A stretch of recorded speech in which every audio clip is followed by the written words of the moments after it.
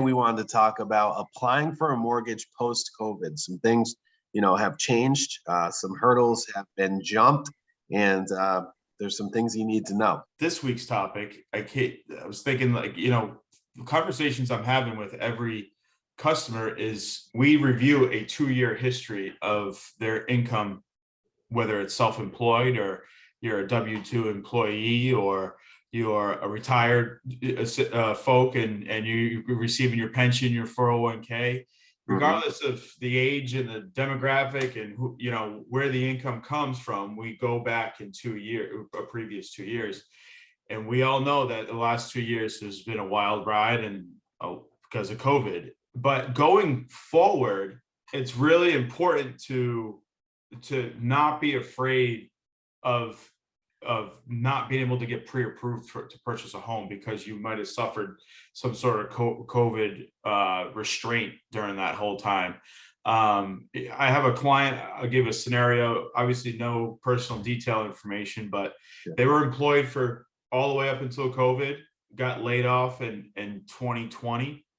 I think it was halfway through 2020 into 2021. Their layoff period, their term of unemployment was 12 months, which is a huge gap in somebody's 2-year history.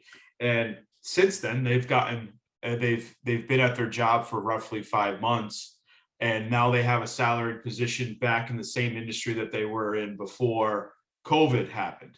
Yeah. So that is a totally okay scenario as long as they've been at their current job for 6 months. This client in particular, they've been there for five months and they're going to come up on their 6-month anniversary date.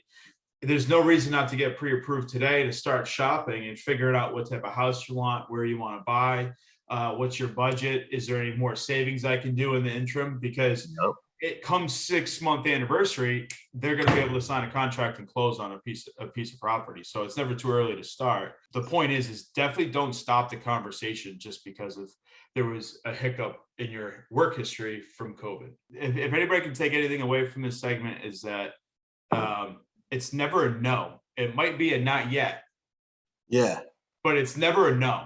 Nothing gets me higher than when a client calls me and then maybe a year or two later or 6 months later, they listen to what I told them to do. And they show like, hey, Matt, I did what you told me to do. Yes. And now look at my credit score or look at my bank account or whatever the situation is.